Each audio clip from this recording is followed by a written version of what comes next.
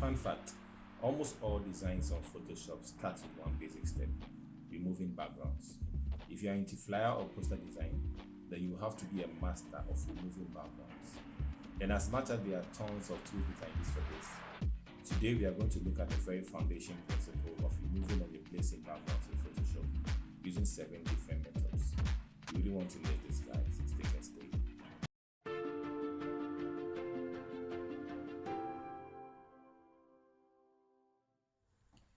For easy understanding, I have segregated the 7 methods into 3 simple groups: one-click method, selection method, and then the pencil method. The one-click method works best when working with images with high resolution and can only be found on newer versions of Photoshop. Under the one-click method, we have the select subject method, the background remover, and then the magic eraser. We are going to start with the select subject method. All we have to do is to go to select and then to select subject, and then Photoshop will use its own AI, Adobe Sensei, to locate and select the subject for us.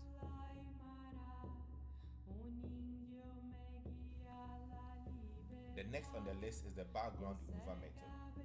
The background remover works just like the select subject. The only difference here is Photoshop not only selects the subject, but also creates a layer mask of the selection so that you can work indistractedly. The final tool we are going to look at in the one-click method is the magic eraser. Just one click on our background will erase it. This works best with images with the same shade of color.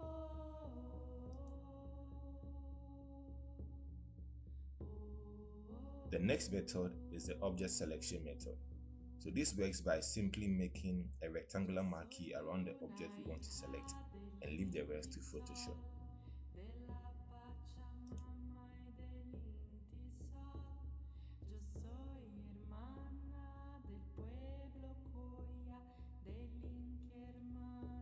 The next method is by using the quick selection tool.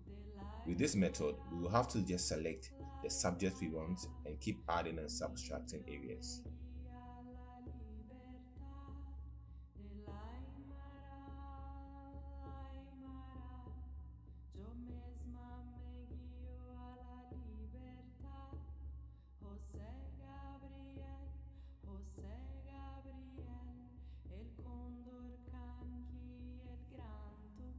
Number 6 on the list is the background eraser.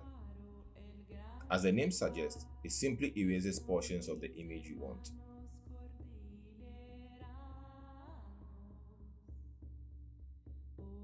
Personally, I never use this tool because there are other tools that work better for me.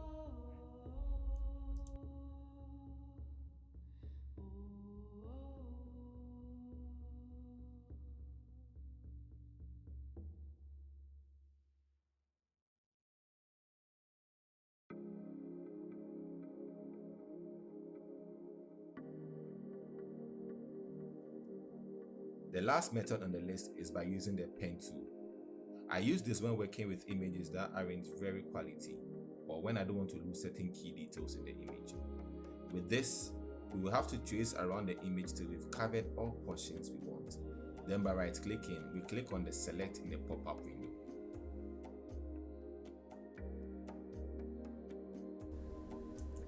So at this moment, guys, we're going to use the concept of the background removal and replacement and the tools we've learned to create this beautiful flyer in Photoshop. Let's just get into it. So guys, first things first, we're going to create our background and a base for the whole poster design. So we're going to use these 2 elements here. Let me copy them.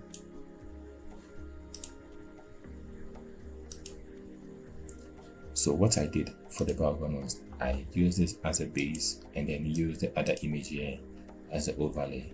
So let's just make this bigger to fill our canvas and then add this as an overlay. Very simple. So I chose the soft light actually.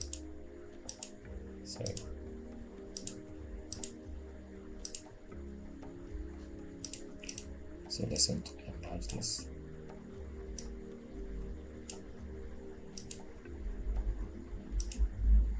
Yes, so this is going to be our background. So what I also did was I added some shadows around, like a vignette around the whole design. So I did this by just creating a new layer here. And using a brush tool, I selected the darkest parts of the image by using Alt, somewhere here, yes. So I just painted the base like so, and then the top like so. So it creates like a vignette around my poster. Okay, so then I added some Gaussian blur, so the edges are a bit feathered and seamless, something like so. It's fine.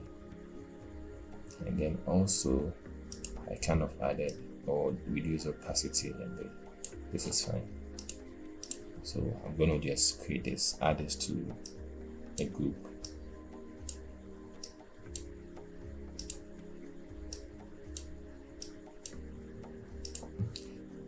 Come back to my folder. Yeah.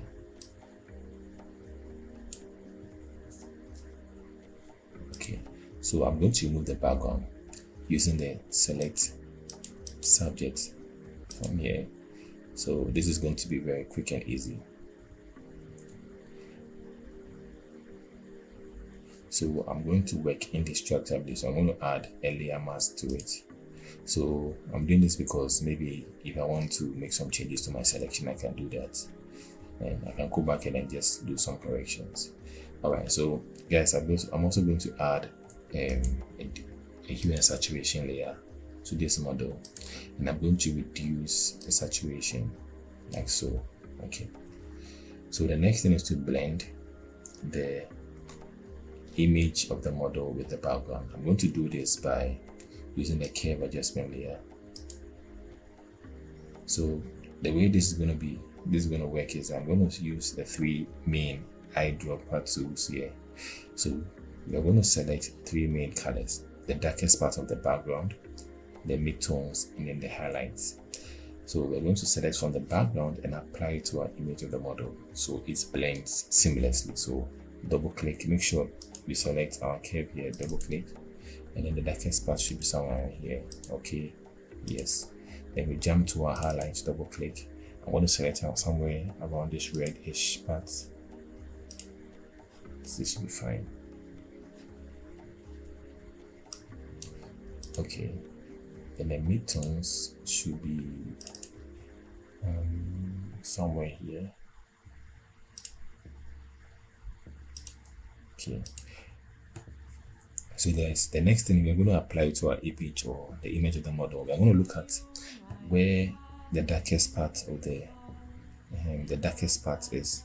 That's going to represent our shadows, and then the brightest part will be our highlights, and then the midtones will be anywhere gray around this image, so somewhere around the cloth here. So we're going to click on this, the shadow. This should be the darkest part. Make sure we are adding a clip on mask to this. Okay, the darkest part, and then the highlights should be the forehead and somewhere around the skin. And the midtones we can choose somewhere here. Let me see. Okay.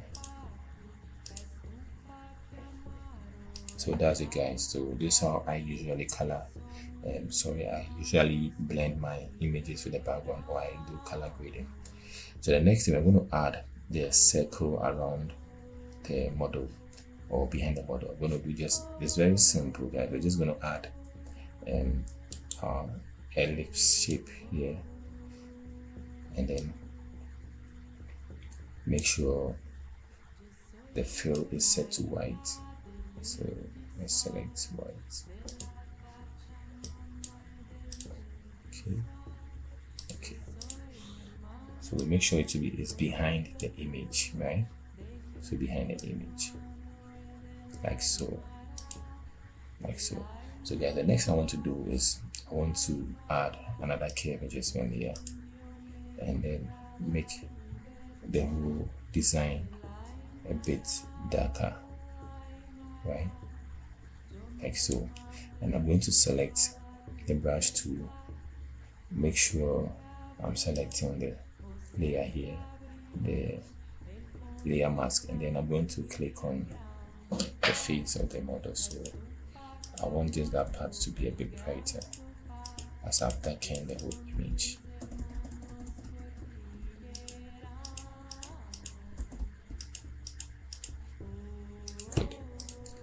Good. So guys, this is where we've gotten so far. The next thing is to bring in the other elements, which is a flower. So here, so we're going to put one here, and then we're going to duplicate this control by hitting Alt and then dragging it.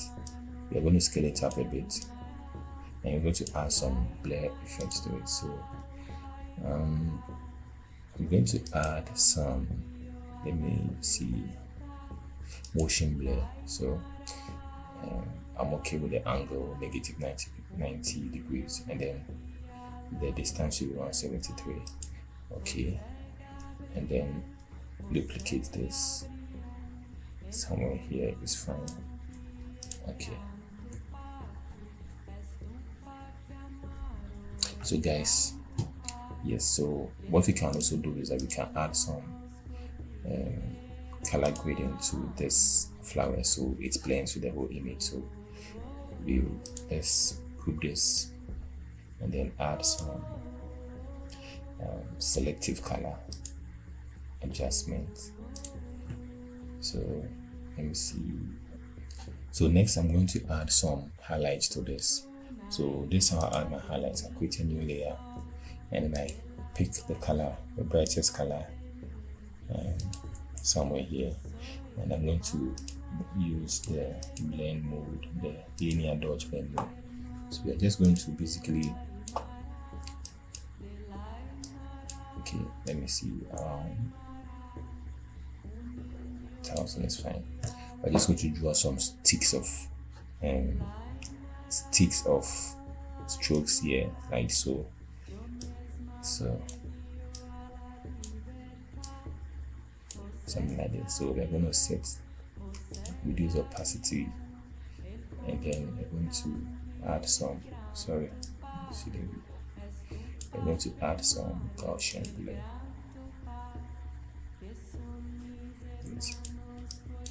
Before we reduce opacity, let's add a Gaussian blur.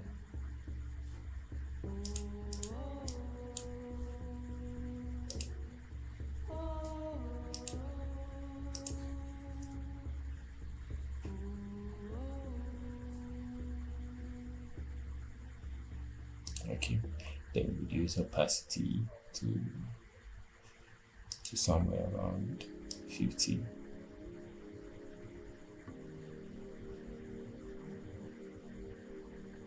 It is fine. Then I'm going to add another layer, the same linear dodge.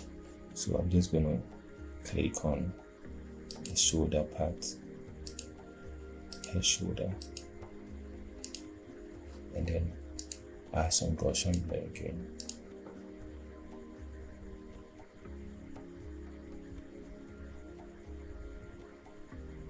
Okay.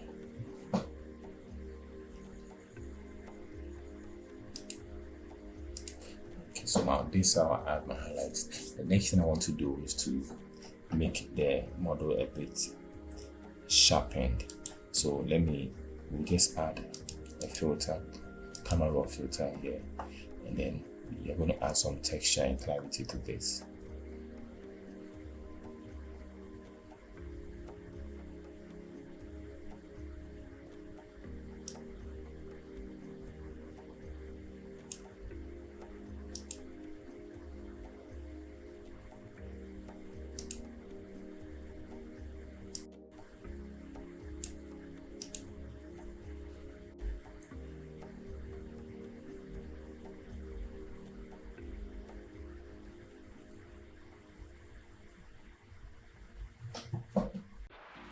So that'll be all for today's Photoshop tips and tricks. I'm gonna see you again next week. Bye. But in the meantime, please don't forget to subscribe and turn on the post notification icon so you'll be notified as and when a new video is posted. As I sign off, it's me, your boy, Kenneth Marbury, aka Junior Omar. Peace out.